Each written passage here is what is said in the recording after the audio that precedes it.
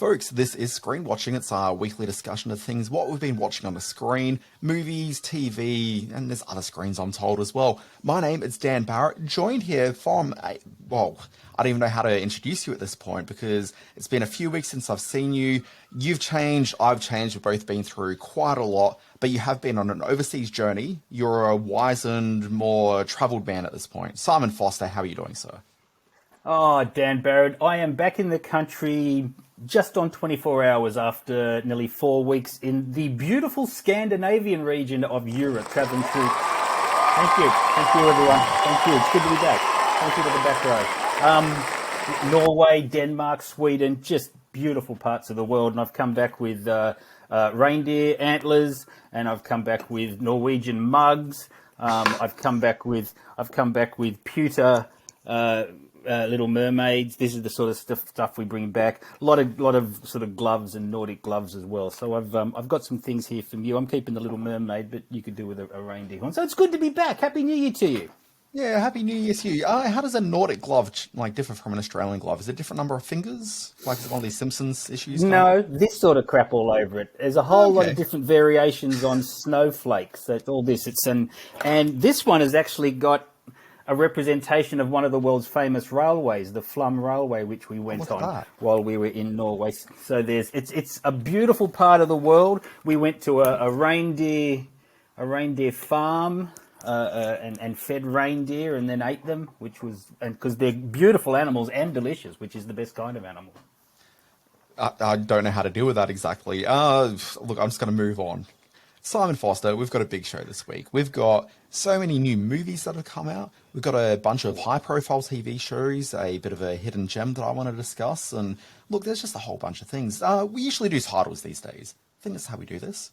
So, Simon, what's on your docket this week? What have you got? Well, I have got one of the most talked about films of the year, maybe for all the wrong reasons. It's the mega flop, but very interesting Babylon. I'll be looking at Transfusion, which is the new Sam Worthington film that's screening on the local streamer Stan here in Australia. And I'm also looking at The Whale. We're getting in a bit earlier for the local Australian release of Darren Aronofsky's new film, which is features Brendan Fraser in a career-reviving turn. So, yeah, I'm very excited. What are you looking at? You've got some amazing titles this week. Sorry, when you say Sam Worthington, obviously you mean Avatar 2, The Way of Water, Sam Worthington. That's the one, yes, which is still what he's best known for, of course. But, yeah, I'm keen to have a chat about Transfusion. He does some good work in it. But you have got the TV show that everyone's talking about. Follow-up question, sorry. And when we're talking about The Whale, are we talking about Brendan Fraser or are we talking about one of Avatar 2, The Way of Water's Tolkien's? Oh, boy. We're going to get to what have you been watching also later in the show, but I'm keen to see how many times you've actually gone back to Pandora and revisited the world of James Cameron's Avatar. I can confirm I've been back to Pandora once in 2023, and I'll be talking about it in that segment and why it was quite different to my 2022 viewing. I've only seen it twice. Anyway, Simon, on my docket this week, I'm talking about The Last of Us, which is one of the biggest TV show launches that will happen this year. Also, I'm going to have a bit of a chat about a TV show which has, I would suggest, and I haven't looked at this, I'll confirm by the time I talk about it in the segment, but ratings-wise, I think it's actually more widely viewed than The Last of Us is, but we'll discuss. This is a broadcast TV drama. I never thought I'd be talking about one of these again in a review-type scenario. But it's the new Hilary Swank TV series, Alaska Daily, which is not so new in the US anymore, but certainly new to Australia, where it got delayed by a few months for the Disney+. Also, I'm going to talk about a movie this week, Simon. I'm going to talk about the brand new film. It's called Operation Fortune. Such a terrible name. Operation Fortune. I'll talk about why it's a terrible name later. RUSE DE GUERRE. How do you pronounce the word? It's you and your foreign languages. I tell you what, you should have seen some of the Scandinavian stuff. Well, you'd have had a heart attack trying to get your tongue around some of those. Yeah, the new Guy Ritchie one with Hugh Grant, RUSE DE GUERRE, I think it's RUSE DE GUERRE, that's how you pronounce it. I knew that if I had it said to me sometime in the last 48 hours, I'd be fine. But just reading it, boy, Simon. Also, I think I'd do much better with Scandi than I would French, because I just watched a lot of Scandi dramas. I'm kind of a bit more in tune. That's true. Yeah. The kids over there must have such a tough time because they're like those big, long Welsh names. They're just like someone's just smashed their hand against a keyboard and invented a name out of it. But, we managed to sort of get our tongue around the Nordic. I might drop a few Nordic words into the review segment later on. Yeah, if you could. I mean, it may just inspire me to spend my weekend at IKEA, but we'll find out. Just before we get into the business of pod, just making sure, how many dead bodies did you encounter during your time? There were some unusually shaped mounds of snow at various intervals. So maybe when the spring thaw comes, the full sort of scale of Scandi noir murder and intrigue will be revealed. But we didn't come across too many. We saw 3 moose, which I said at the time, I'm so excited to see these mooses, which got a big laugh. Apparently the plural of moose isn't mooses. But no frozen bodies in the snow. Look, I guess follow-up question. If you didn't find any frozen bodies in the snow, did you find yourself just taking a bit of a wander around, find yourself in a forest or something like that, and then suddenly encounter a situation where the entire community is being brought together with flashlights looking through said forest for a dead body? Well, that happens most days. You can sort of just stop your car and go for a wander, and you'll find, the local villagers with their torches trying to find a way through the undergrowth. Find poor 19-year-old girl. Anyway, Simon, that's enough of that. Let's get into the reviews. It stinks. Okay, Simon Foster, new video sting. How exciting. Folks, That is very exciting. Yeah, we've been flirting with video podcasts for a little bit. There's been some, let's just say, poorer quality audio-wise experiences than I would have liked over the last month and a half. But we think we've licked it, and if we haven't, I'm sorry. Let's dive in. First review, Simon. Look, I want to start with Babylon. This is such a big release, and also quietly, Simon, I've seen this one. Discuss. Oh boy, so we could be in for a fiery first review for this year, or for 2023, a live broadcast. Okay, so Babylon is Damien Chazelle's grand folly. Now, he's sort of got the key to the city at the moment, the young writer-director who's had hit after hit with Whiplash and La La Land and First Man, and he gets to make this massive story, 3 hours and 8 minutes, about the early days of cinema, of the silent movie era, and the wild indulgences that the creative types from that period were able to undertake to make this new art form come alive. It's essentially a multi-hander, I guess you could say. Diego Calva stars as Manny Torres. He's a Mexican-American film assistant who's trying to make it big, and it's kind of about his growth through the early years of the silent film era. You have Margot Robbie as Nellie Leroy. She and Manny sort of half team up and keep crossing each other's paths. She's an aspiring actress who has this incredible sort of joie de vivre and comes alive in front of the camera. Brad Pitt is sort of that leading man archetype. He plays Jack Conrad, who's a huge silent film star. And Gene Smart is a journalist who's covering all these incredible individuals as they ride the roller coaster of fame. Then sound comes along and things start to fall apart. The industry is changing. The studios are tightening their belts. The wild excesses which we're introduced to in this amazing opening sequence in the film start to wear on all the people involved in Babylon. And what happens is that the doomed nature of fame and the fleeting nature of this sort of lifestyle starts to take hold. Everything is cocaine-fueled. Everything is decadent. There's an extraordinary amount of folly going on. And I use the term folly in every respect with this film because it is a movie that is Damien Chazelle's total indulgence in terms of what he wants to say about the early years of Hollywood. It's also essentially a remake of films we've seen in the past. It's very much Boogie Nights, if you break it down. It's very much Day of the Locust, which was a great 1970s film starring Karen Black, which also looked at the wild early days. It also resembles another folly, Francis Ford Coppola's Cotton Club, which was a very expensive flop back in the early 80s. But for me, this is a movie that swings for the fences and doesn't always, hit its mark, doesn't always find the best maybe option in the way it tells its story, but it is undeniably an exuberant and frustrating and energized look at this incredible world. And I've got to say, while admitting that it is flawed in the extreme in key moments, it also has some of the most bravado and exciting filmmaking that I've seen in a long, long time. So, you know, while I will certainly see that this is a film that has its troubles, even before we get to discussing its box office fate, I'm glad these movies still get made. Okay, so Simon, I agree 100% with what you said, that this is a frustrating movie. But before I delve in, we didn't play the trailer, so let's play a little bit of a clip and we'll come back and talk about what I thought of the film. I think what we have here in Hollywood is high art. It's Party time! Sparkle time! If you could go anywhere in the whole world, where would you go? I always want to be part of something bigger. Yes! let's go! Something that lasts, that means something.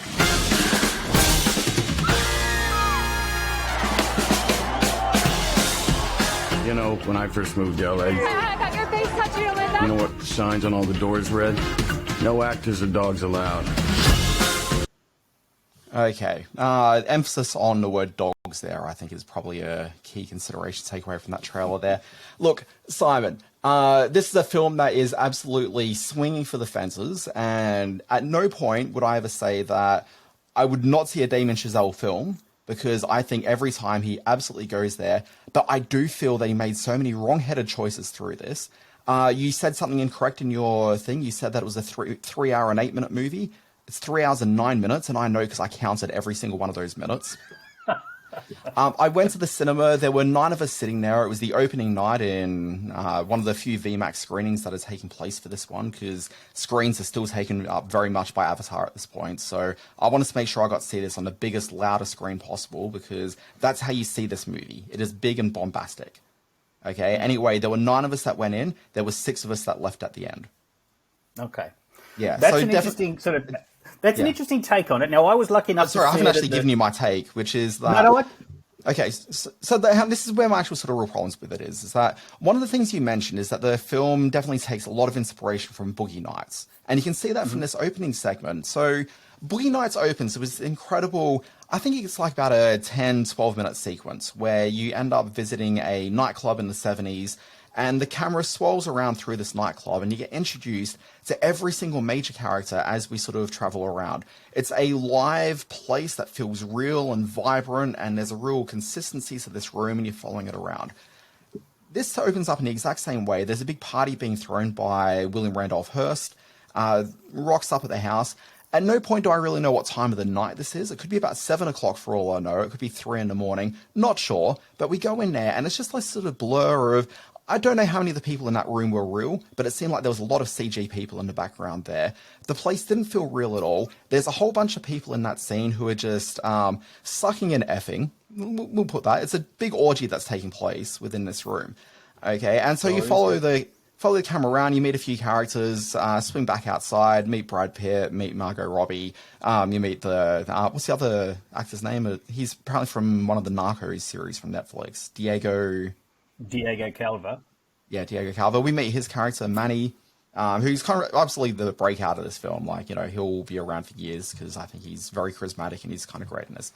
But you meet all these characters, but at no point does it ever really feel like a real space, because it just feels so CG and a bit fake in the background, because no one really actually interacts with any of these spaces. You just walk past like this sort of background. It's kind of like they're in one of these Mandalorian Expanse. That's not the Expanse, what do they call it?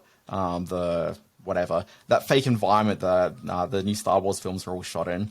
It doesn't really feel like they're actually in that space. And then like halfway through that sequence, it stops, and it stops being this big space where people are, as I said, sucking and effing, and instead, and doing a whole bunch of coke around the place as well. And instead it goes to a nightclub act where suddenly everyone's looking very respectable in suits and looking fancy, as this woman does.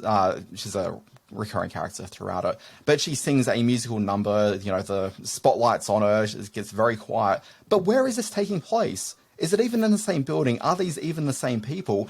It's so distinct from everything else that's taken place as part of this larger scene. Is it on a different floor? We don't know, because the film never really goes there. And that's kind of indicative of my problems with this film as a whole. There's a lot of stuff happening, but at no point does it ever really feel connected. And at no point are you, the viewer, given any sort of real roadmap as to where these characters are existing, where they're coming from, or what the purpose of any of these characters are. Like, it's just a big mess. And in 3 hours and 9 minutes, I'd kind of have liked a little bit more substance taking place.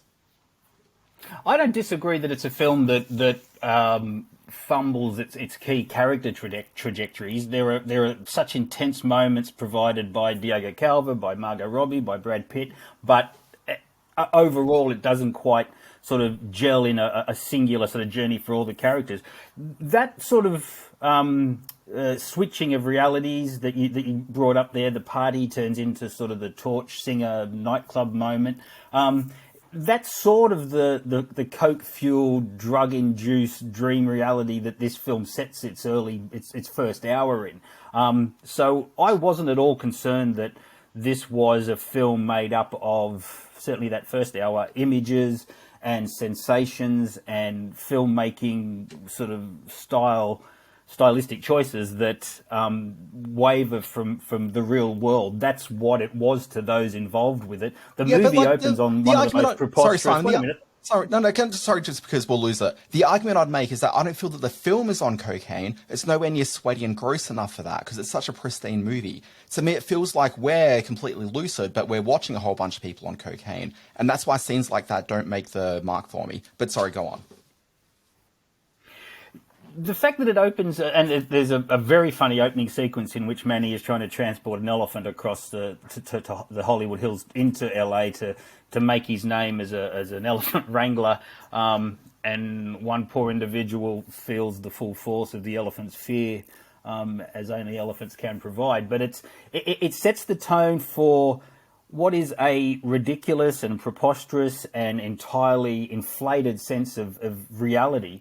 While also being this sort of indicative scene about the intensity of the ambition that young Manny has. So I think that is conveyed. And Manny himself is, you're right, it's a terrific performance from Diego Calva, but he compromises his true self to such an extent that by the time the end of the film comes around, and the huge sweeping statement that films will always remain the stuff of dreams, and the incredible montage that ends the film, which makes no sense whatsoever, but which still conveys an idea of what the film's about. The impact that it has on Manny and makes him realise that, you know, I've lost such touch with the industry I wanted to be a part of and the creative person I wanted to be. It's quite a tragic ending.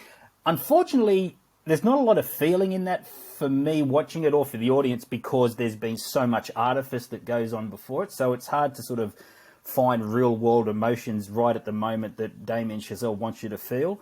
But having said that, it's still such an incredible journey. And while I don't disagree that 3 hours and 8 minutes is a long haul for some of the stuff in this, 3 hours and 9 minutes. I also think that there's going to be 3 hours and 9 minutes. I also think there's going to be moments in the future when we look at a film like this, like we look at Once Upon a Time in America, or like we look at the original Avatar, which also clocked in at that thing as this incredibly indulgent but incredibly sort of exciting creative vision. Yeah, look, here's the thing. I was never bored during this movie. I was just disappointed regularly through this movie. No. Yeah, and like you could see the inspirations that's wearing on its sleeve. Well, I was just going to say, you could see the inspirations that's wearing on its sleeve, and it just wasn't meeting the standard that's been set by any of those films. And Boogie Nights being really the film that I think this movie really desperately wants to be. You know, it has been interesting watching the critical response to this because it's a film which has absolutely cut the critical community down the middle. I went through this morning before we recorded this and did a bit of a look at what it's working on the critic aggregators. It's at 56% on Rotten Tomatoes. It's got an average of 7 out of 10, nearly 7 out of 10. Metacritic has it at 61 out of 100. The cinema score, the audience is having trouble with it. They've only got it at C+, and it should be, and that's on an A+ to F scale. Yeah. But on Post-Track, which is the other audience measuring tool, 74% of the audience members gave it a positive score, with 47% saying they'd definitely recommend it. So it's a film that was never going to be a huge hit. So to spend the kind of money on it that means it has to make $250 million worldwide to break even is ridiculous. Of course, it's a true indulgence, a true folly that only someone who's got the Academy Award credibility that Damien Chazelle has at the moment can get away with. But I'm also sort of frustrated with the critical community, which is the point I wanted to make. To come into to review a film like this, a film which, love it or hate it, really swings for the fences. There's a lot of critics that have been sitting on the fence, and no offence to you, of course, but using words like, oh, I'm disappointed with it, or it's this insanely ambitious, exhausting film. And if your reaction is kind of, yeah, I'm disappointed, or I'm, but it's fine. If it is swinging for the fences, you're not watching it for the right reasons. No, but if it's swinging for the fences, and the other thing I want to make. No, let me refer. Dan, let me make one more point. There's a lot of reviews that say. Let me just say one more point. There's a lot of reviews that also say they don't care for the characters, and I say, then don't. Fuck them. You don't have to love movie characters in all the movies, but you need to see them for the journey they're going on. And if they're all doomed, coked up, self-destructive tragics, then that's the film you're watching. I hate when critics put the spotlight on what they're not seeing and don't review what they are seeing. So that's just my point. Sorry, I did talk over you, so go ahead. Well, in regards to that last point, I would say that none of the characters are actually particularly that interesting. Particularly the Margot Robbie character, who's just a manic pixie dream girl on coke. Essentially, we see the... Not at all. No, she absolutely is. She's got no other depth than that. But then also, if we want to get back to the idea of people saying that they're disappointed by the movie, it's because the film is swinging for the fences, but it never really achieves anything. Like, there's so much ambition, but we're not seeing the ambition actually realized, which is why it's disappointing. Because I went into that movie hoping to see a film where Damien Chazelle... Like, look, I'm one of the few people that liked La La Land. Okay, like, I'm putting my cards on the table. I'm, like, there for, what he's bringing to the screen. But I'm watching him be as crazy as ambitious as he was, and at no point does he ever land it. And so I walked away disappointed because I wanted to see him land it. I think it's a real... I can't even think of the word that I'm sort of looking for here. I think it's being overly dismissive of critics saying, oh, how dare they suggest they're disappointed by something. They're walking in wanting it to be amazing, and it just isn't. This is a bad movie. Okay, this is one we'll have to disagree on. I think it's a film, and we in one of our early screen watching podcasts, we did a middle bit segment on the grand film follies and talked about things like 1941 and Heaven's Gate and Cotton Club and Waterworld. And that these are the sort of movies that I love because they show directors absolutely swinging for the fences and more often than not coming up terribly short, but also being, wildly and grandly ambitious to tell these kind of stories in an era when these sort of things don't get made or don't get told very much. So, it's probably going to pick up a few Oscar nominations in terms of its technical side of thing. I don't think it's in the running for any of the sort of the major awards, unfortunately. But I think it's a film that a lot of people will come to in the future and discover and hopefully appreciate more than it's being looked at now. See, just to your point that you saw it with 9 people and 3 walked out. I saw it in Copenhagen at the Danish premiere of the film, and there were rounds of applause throughout it. I think this is a film that's going to travel to different parts of the world and play a lot better than it played in the US. Yeah, well, it seems to be not playing at all here in Australia based on the limited attendance we saw for the opening night. We'll see. All right, so that's a huge film to kick off with. Okay, well, let's go TV-wise, and we'll talk about something actually prestigious that's getting good reviews around the place. It's The Last of Us. I'm going to play a little clip.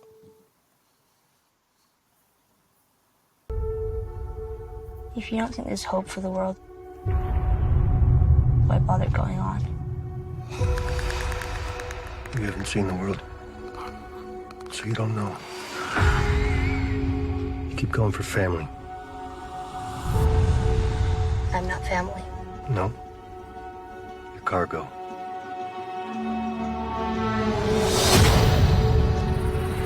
Why are you so important? Somewhere out west, they're working on a cure. I think what really impressed him was the fact. Okay, Simon, The Last of Us. This is HBO's big new zombie TV drama. The world has gone through a bit of a post-apocalyptic shift, and now you've got a situation where there's one girl who's been, we'll say bit, but we'll say infected, who, wait a second, her infection seems to have stopped. She's got a little bit of a scuffing on the arms, but she seems to be okay after the infection period. So wait a second, is she humanity's last hope?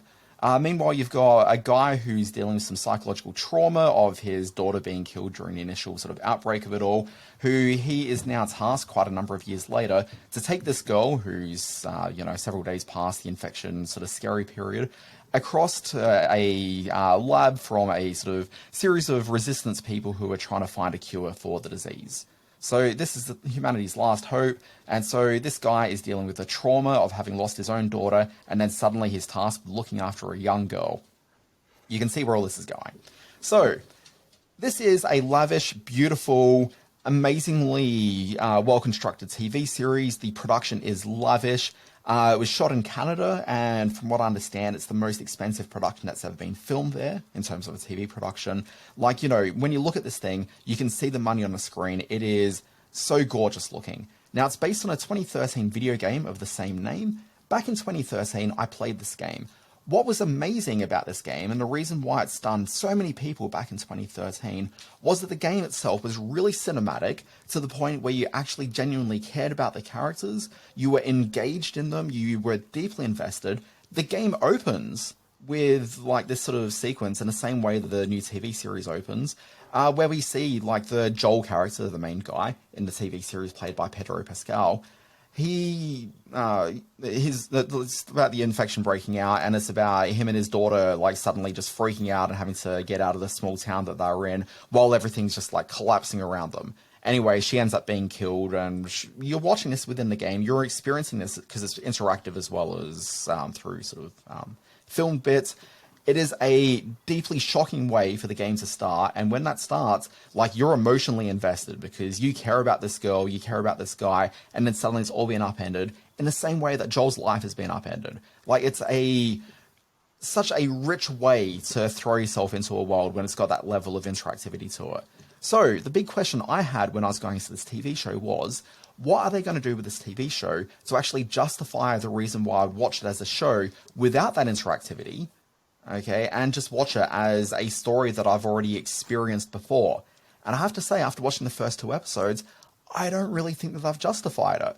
Now, there's a lot of critics who are giving this rave reviews, and a lot of them will say, I didn't play the video game. And totally fair enough, like, if you haven't played the game, I think you're going to be in for a really good time with this. But me, I just kept on I acknowledge this is a very good production. Like, everything about this works, but it just kind of feels like you've gone and remade a movie 10 years after you've already made that movie.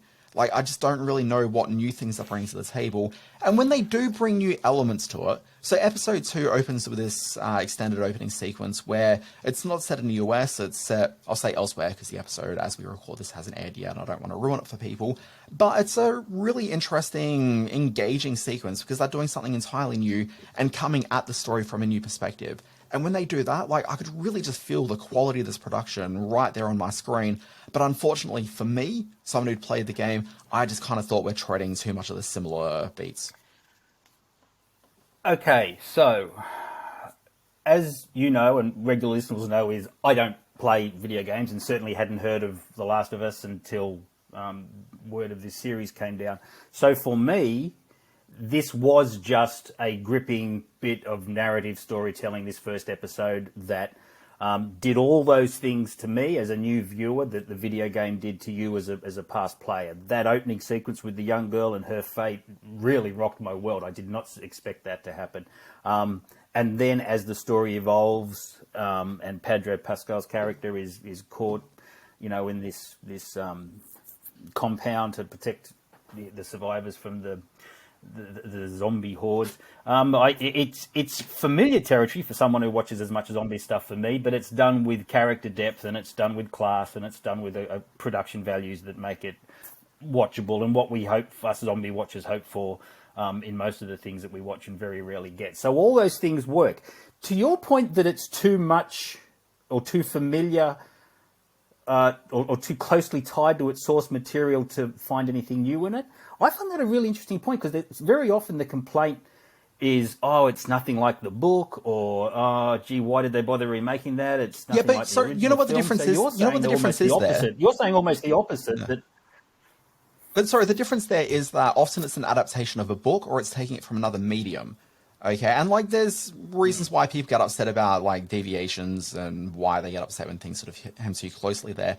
But ultimately what we're doing is we're taking it from a video game, which is a different medium. Okay, but what really made The Last of Us stand out was the cinematic nature of that. And so it's so close to a film. And part of the gimmick, the sell of The Last of Us, is that you're playing a movie. Okay, like you're actually engaging in a movie. And so the production was there. Like it really felt like you were involved in what was a film. And they were actually successful in that. Like it felt really quite different to most video games in terms of, usually video games will be like some cutscenes and you start playing the game, but they really sort of linked the experiences of both so beautifully into this game. And it's why it's considered to be one of the greatest games. But the gimmick of that is that it's a movie. And so when you suddenly take away that interactivity from the movie experience, suddenly it just kind of feels a little bit hollow, but also just feels too soon and too similar. we're getting very close to the powder keg topic that you and I often clash over, in that it's not a movie. It's still a game. And you have control narrative. You have control narratively of what goes on in the game, and the extent to which you can influence the ongoing story of the video game. You don't in a movie. Yeah. And there are so many elements. Yeah. So it's. But Simon, essentially, when the game, when the experience of that game is so predicated heavily on it being such a cinematic experience and like trying to make it as movie-like as possible, this just hems too similarly. It's not the same thing. Like, I'm not saying that at all, but it's too similar. So when I sat down and watched it, it's like, well, how do you justify this at this point? Like, how do you make it different enough from that experience? And I don't think they've done that. As a gamer, you're saying that, but as a TV watcher, I'm saying... Yeah, but this is what I'm saying. Like, essentially, if you haven't played that game, if you haven't had that experience, you're probably going to do just fine with this one. It's the same thing as what I was just saying, that if they'd remade a movie 10 years after the previous version, if you haven't seen that original movie, you're probably going to have a great time with a really quality production that takes place later. Like, that's fine. But when it comes off the back so closely to something that's just so similar, like, that's suddenly where you start feeling just a little bit... It's just a bit too samey. Has the gaming community... What's been... You're more over that side of the industry than I am. Barely. No, well, I mean, I'm not old man claws into some of the TV. No, but I'm not really a gamer. So, I mean, I'll play the occasional game. But, like, you know, I mean, I'm not like you were at church and state where, heaven forbid, I play a video game. But I just don't really play them that often. And I don't really engage in video game media all that much. All I've really read is TV critics have embraced it. It's such an interesting debate to have, because for so many years the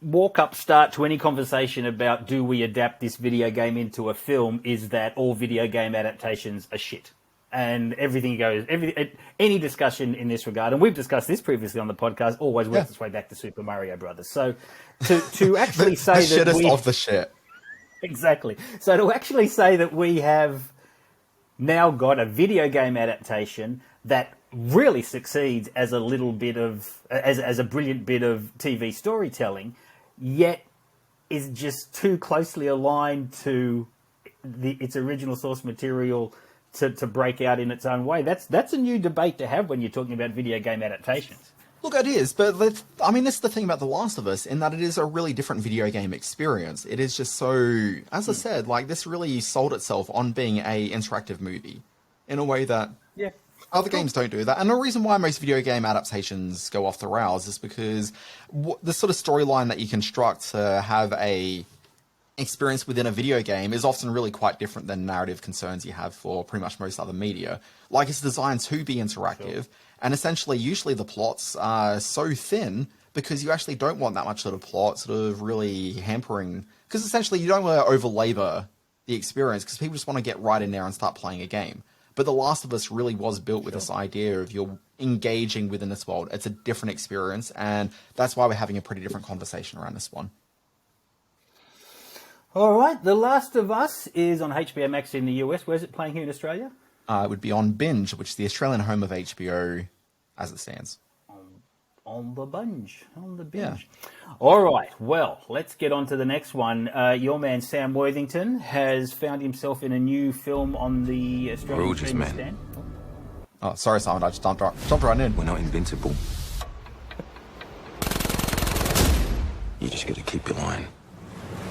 Step I left behind. It was really good to see you, son. What are you doing? I'm a sales rep. Get you to check out some of the specialist muscles.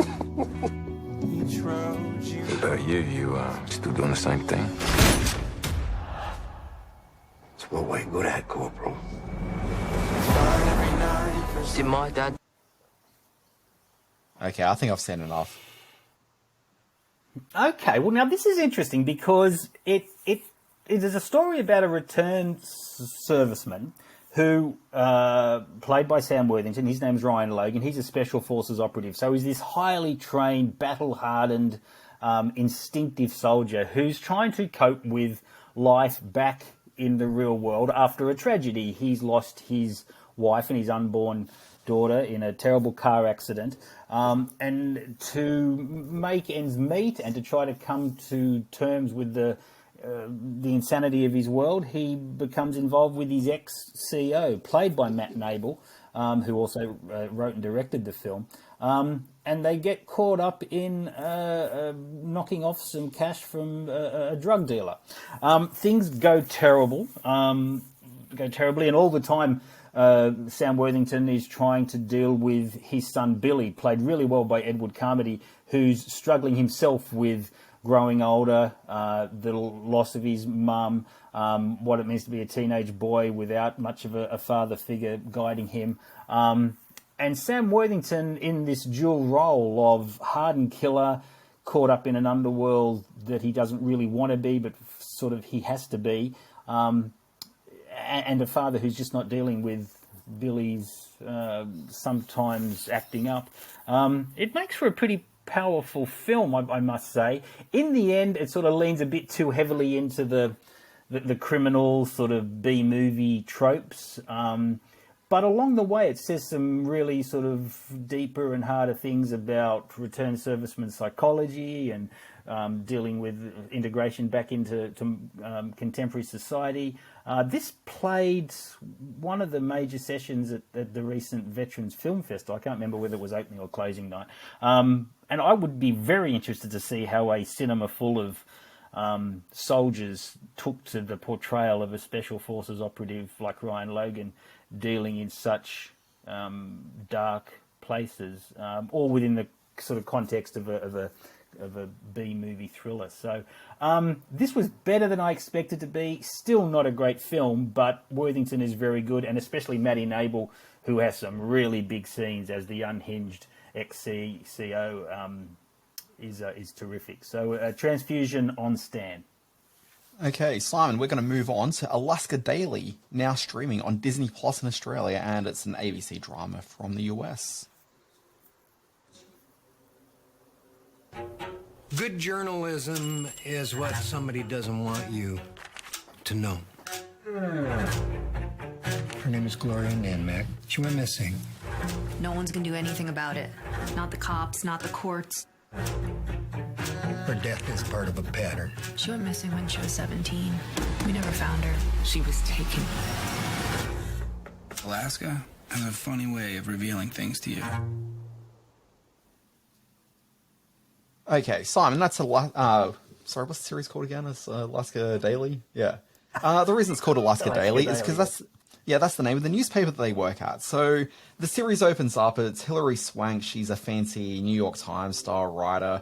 I don't think she's in New York. I think she's somewhere else. Yeah, no, she's New York based. So anyway, she kind of gets cancelled. She releases a story which isn't really necessarily fact checked properly, or at least, there's accusations that she hasn't. And so suddenly she's drummed out. She's kind of looking around for something to do. You know, things aren't going great for her. But then a former boss of hers ends up poaching her to come and work for the Alaska Daily. She doesn't really have a whole lot of other options, and so finds herself in a fairly remote, very small market with some very remote, small, local news issues that are really driving a lot of the journalism at Alaska Daily. As is the case with pretty much any newspaper publication these days that isn't New York Times, not a lot of money really being invested in there. Turns up to the newsroom to find that it's not in a freestanding building somewhere, but rather it's a shop in like a local strip mall that's being converted into a office for the local paper. But that's the reality of like most where a lot of newspapers are going these days. So what I like about this is that it is actually fairly reflective of a modern day news situation. Simon, if I'm going to sell you on this, I would maybe point out that this series was created by Tom McCarthy, not Todd McCarthy, who's one of the awards watchers. Tom McCarthy, who's the gentleman who's the former actor turned writer-director who's responsible for films like Spotlight, which just quietly, Spotlight, not only one of the greatest films made about journalism, but I think full stop, like just one of the best movies I've really seen. I just think it's a great piece of cinema. Yep. So considering that he's got a bunch of other really good films under his belt as well, I was particularly interested to see what he's doing here, particularly with Hilary Swank, who, you know, I mean, she's an actor with a certain amount of, gravitas behind her as well. What they're doing here, and what they've got here, Simon, and also the other thing that drew me to it, we've talked about this on the podcast, there should be TV shows about journalism because they're kind of generally fun to watch and they've got all the hallmarks of police investigation, but also there's a sort of ethical, like human concern that's laid over the top as well. This was kind of exactly what I was looking for in a drama series, and sat down to watch it. It almost delivers. Like it's good. Oh. It's just it's a little bit flat, and part of the reason for that is that because it is in a small town area and every episode is very much. You got the Hilary Swank storyline where her character, Eileen, she's following up on a series of missing girls that have, gone missing throughout Alaska over the years, and particularly one girl who she's trying to solve her murder. So that's the thread that runs through it. But then the other characters are more or less stuck every week with the story of the week storyline. And it's all sort of small town. So episode 2, it's about a local diner that's been closed and it's been bought out by a large burger chain. And so it's like, oh, why is she selling up? And then you find out her reasons for it are, kind of interesting, but the show is just not that interesting enough to kind of sell that. But essentially, if you're watching this, I think people are going to be happy enough with it. It's definitely one of the best network dramas that are currently on the air. I think that it's aspirationally, much like Babylon, it's reaching for something and it never really quite gets there, which is disappointing. But part of the reason it's disappointing is that those B storylines are just not really quite substantial enough. And I would say that a lot of the actors, the performances from some of the supporting cast, not necessarily quite there at the depth that it needs to be either. That's interesting, because I was about to ask whether Miss Hilary Swank is a problem, despite her being a 2-time Oscar winner. Yes. I'm not really always sold on her performances. I'll tell you a very quick story. On the flight back from overseas, I finally caught up with the only Oscar-winning film of the last 20-odd years that I hadn't seen, and that was $1 Million Baby, starring, of course, Miss Hilary Swank. So, and she was terrific in that, and it's a fine film. I can see why it won all the awards. So for you to bring up Alaska Daily, it made me think that she is the kind of actress who can sometimes be a little hard to warm to, and her mannerisms on screen can sometimes be a little bit technical, not always sort of human, and this Alaska Daily sounds like the kind of show which needs to be grounded in a very human sort of way of storytelling. The setting certainly has me intrigued. I love seeing the snow-covered mountains and the wild landscape of Alaska. So that's a huge plus, as is Tom McCarthy. So I'm going to be checking this out, as is the stories about journalism, which we've harped on previously as being terrific opportunities to tell strong narratives. Yeah, I will say Hilary Swank is the best thing about this, but also all the issues that you cite about Hilary Swank, absolutely on display here. Okay. Well, that's interesting. All right. Well, I'm going to check it out. So, all right, that's on the Disney Plus channel now. Yeah. Sorry, Simon. Before we go on to that, Sorry, a bit of a frustration. Yes. So this is a series that debuted back in, sorry, looking for the date, October 6th last year. So it's run out the first 6 episodes already. Sorry, first 6, and then it's coming back in late February for like another 4 episodes. So 10-episode season. Right. But it's broadcast TV, Simon. This is often how they operate. So often they'll run through like 6 or 10 episodes and then be down over the Christmas period and come back for a bit, and then run for 3 episodes and then be off for 2 weeks and come back. It's how TV used to work, and we used to just be accepting of that. But now, heaven forbid that you have to wait like a couple of weeks between episodes. But debuted back in October, despite the fact that this is distributed by Disney, it's made for the ABC network in the US, which is a Disney channel. It is all Disney. Delayed into Australia. It only got debuted on, I think it's about the 4th of January. So this ostensibly is a newish series on Disney. It's just we haven't done a podcast in the last few weeks, so I could talk about this. Have I just ruined that? We pre-recorded about like 12 podcasts. No, I think we mentioned that considerably through the pre-records anyway. We warned people that this was going to be kind of me just talking for most of them. Yeah, a little bit. Certainly last week's one. But ultimately, Disney, for some reason, have delayed it like 2 and a bit months before they started playing it here. And even though there's been 6 episodes in the US, they're still kind of like dripping them out. Like, why can't I watch episodes 5 and 6 already, considering they've been well and truly available? And it's not like it's like no one's necessarily needed to come back to watch Alaska Daily. Like, it's ridiculous. I don't want my understand. Hilary Swank now. Give me Hilary Swank. I want my Hilary Swank now. I'm entitled to my Hilary Swank. Oh, Simon, enough of that. Let's play the trailer for what trash are you going to be talking about here? What is this? The Whale. Come on, nobody cares about The Whale.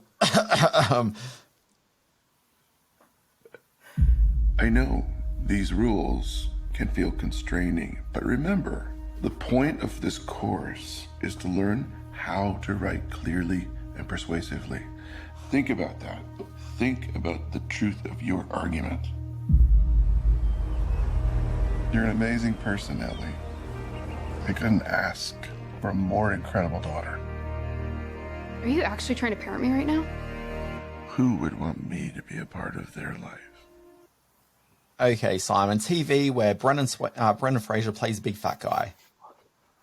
Yeah, it's this is a powerful film that's getting a lot of attention because of Brendan Fraser's career resurrection.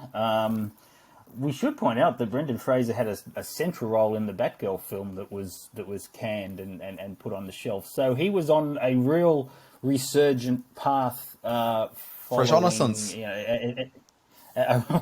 Exactly. He plays, as you saw in the clip there, an obese and very reclusive English teacher who has decided in the final days of his life to reconnect with his estranged daughter and form a bond that will hopefully see him find a bit of happiness before he eats himself into the ground. He left his family and took up with one of his students in a gay relationship that drove a real wedge between his relationship with his daughter, played wonderfully by Sadie Sink. And what we have here is the story of a man not dissimilar to Nicolas Cage's character in Leaving Las Vegas, who was the alcoholic, who just wants to say goodbye to the world on his terms, in the grip of his addiction, and dealing with his pain and his emotions in a way that is self-destructive but also on his own terms. So it's directed by Darren Aronofsky. It's something very different for him. Aronofsky is usually known for quite vibrant and energetic filmmaking, big sweeping emotional statements. And with this film, he's basically set it all entirely within this recluse's apartment. It's written by Samuel D. Hunter and it's based on his play, and that's part of the problem I had with the film. The only person in this cast which finds a believable connection between Hunter's very stagey dialogue and the film version of that play is Fraser, and he's the only one who's able to find a real human spark. The other characters, despite giving great performances, and that includes Hong Chow as the nurse that comes to visit Charlie, and Samantha Morton as his ex-wife who finally turns up towards the end of the film, it's a very theatrical sort of film.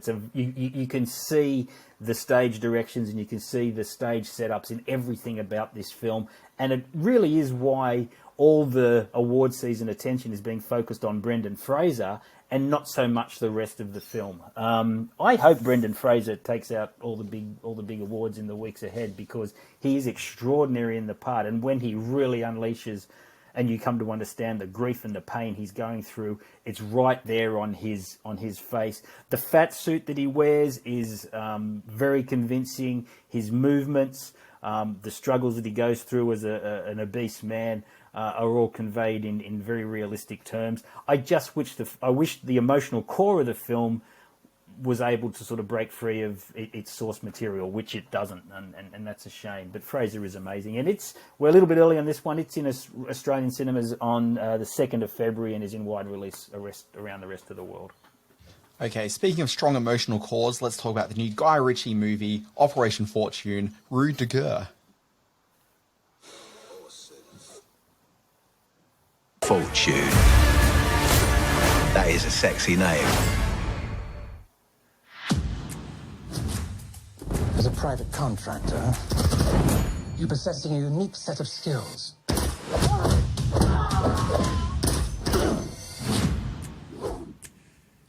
What's that? Power up. You said it was clear. I said the front was clear. Ah. Front, back, right, wrong. Anyway, shall we? Okay, Simon, new Guy Ritchie movie, Jason Statham. You know, this may be all that you really know. This is all some people need to know. Here's the plot for the movie.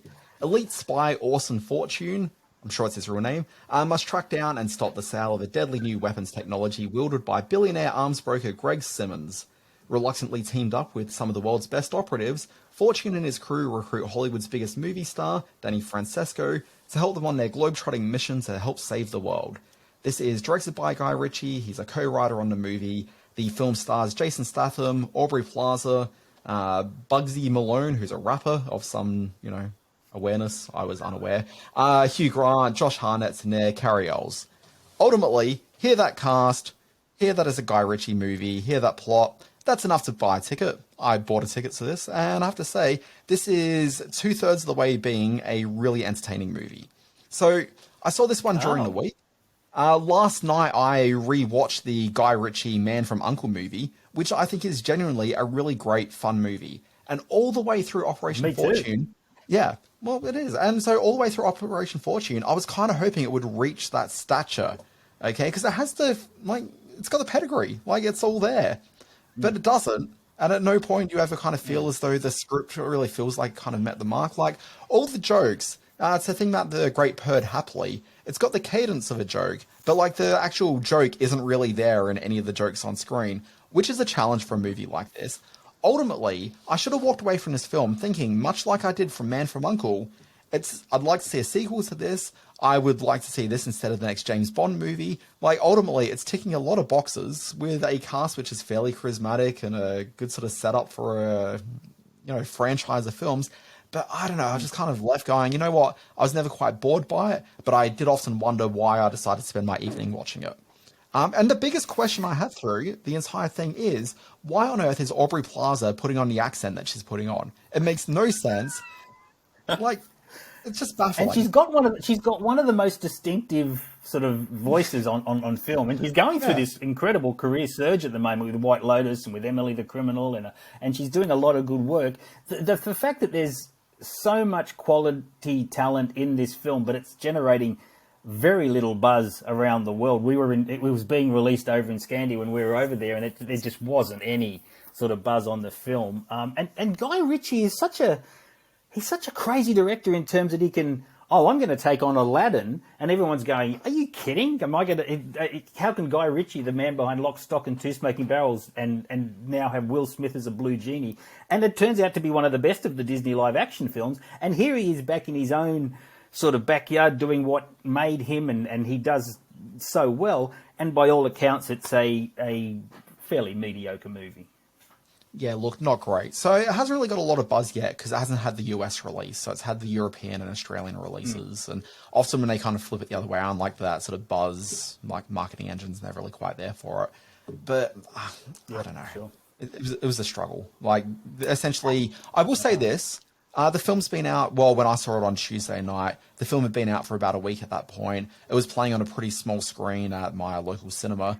There were more people in that theatre for this than there were for Babylon.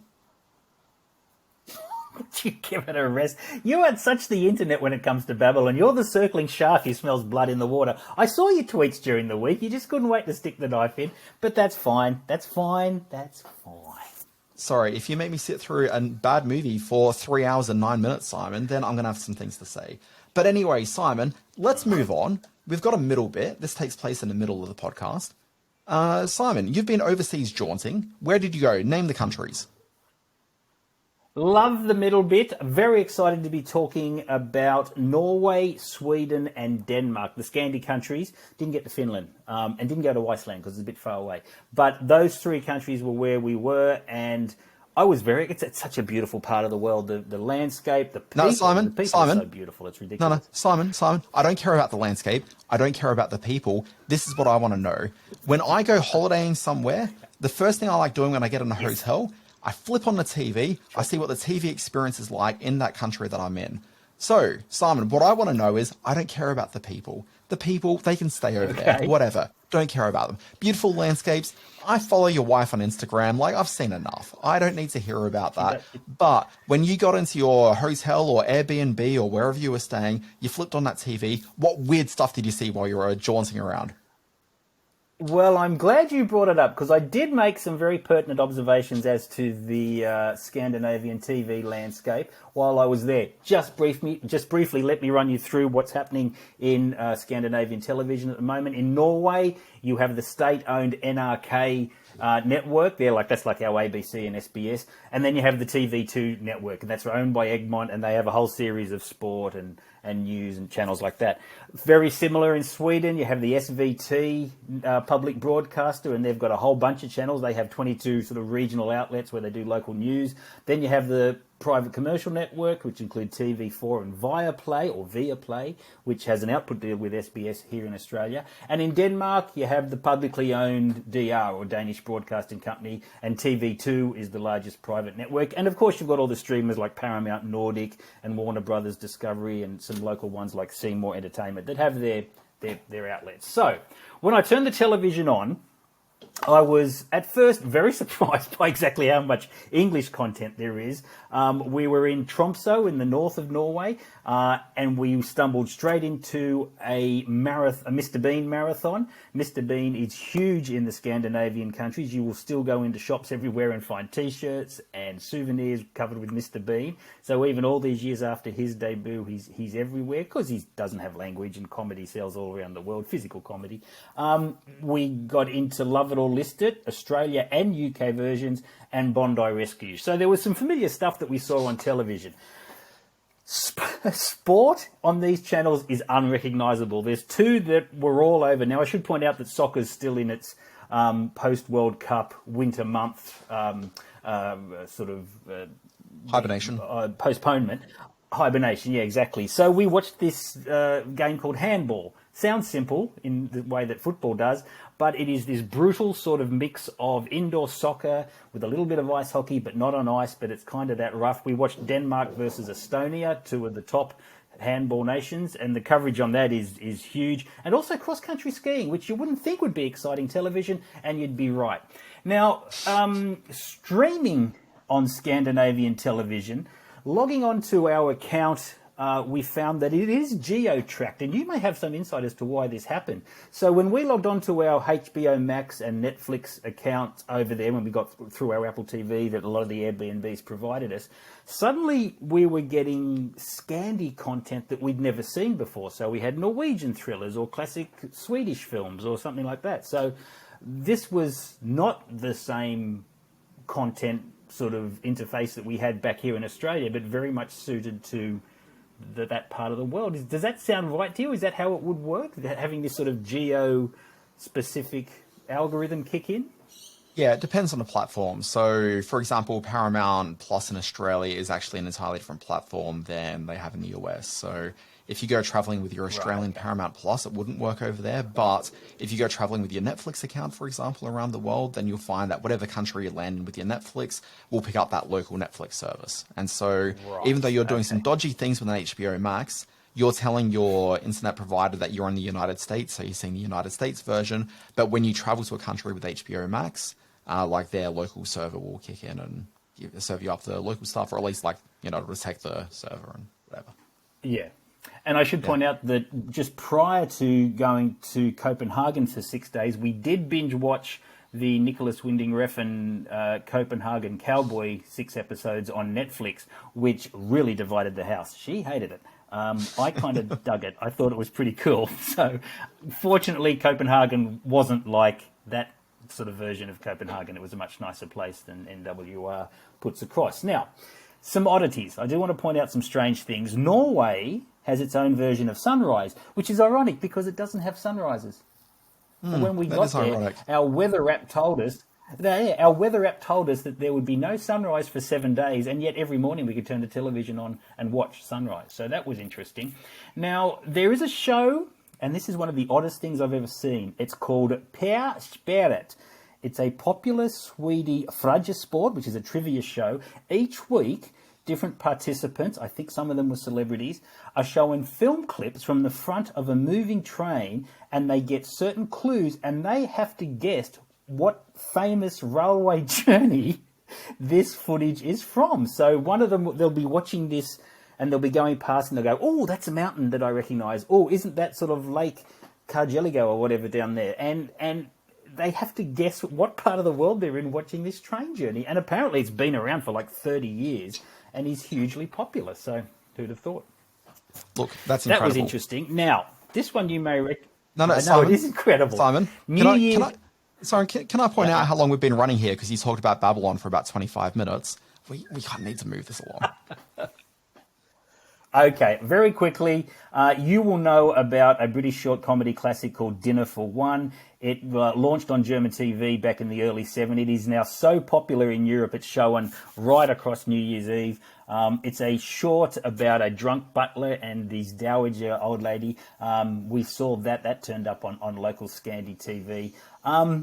And interestingly, Scandi films are not provided with English subtitles in their homeland. I could not watch two major local cinema releases over there. In Norway, there was The Battle for Narvik, which is a big war epic. And in Sweden, there was a film called UFO Sweden, which I wanted to see. But no cinemas ran them with subtitles. So we'll have to wait to see if they come this way in the future. I could go on and on, as I already have, about this amazing world. So more on Scandinavian TV later. Okay, Simon, usually we do a what else have you been watching? I think we're going to delay that to next week. We're going to move on that for sure. We are. So let's get that in this. And instead, Simon, let's move on to this day in history, or this week in history. I don't have a sting. All right, some tough ones here. January 23, 1983, the A-Team with Mr. T premieres on NBC. Dan Barrett, where does the A in the title originate? So I can give you like about a 50% of an answer here. So I don't know exactly what the A is representative of, but I do know that the A-Team, it's a bit of slang used for like special ops teams, like during, I think specifically like in the Vietnam War, but I don't know if it extends beyond that. Well done. The name A-Team was the nickname for Operational Detachments Alpha, which were a highly trained covert soldier unit in the Vietnam War. Well done. January 24, 2006, CEO Bob Iger announces that Walt Disney International will buy which animation film studio for $7.4 billion? I mean, surely this is Pixar. It is definitely Pixar. Also January 24, this time in 2016, which cult 90s Fox TV show returns after 13 years? I'm offended that this is even a question. Obviously, it's the X-Files, and how dare you, sir? It is the X-Files. And on January 25, 1999, which film, a game changer that would become the most successful independent film of all time, premiered at the Sundance Film Festival? This is a movie that I first saw as one of the first movies I got off the internet. It was a little bit pixelated, but it was fine. We're talking about 1999's The Blair Witch Project.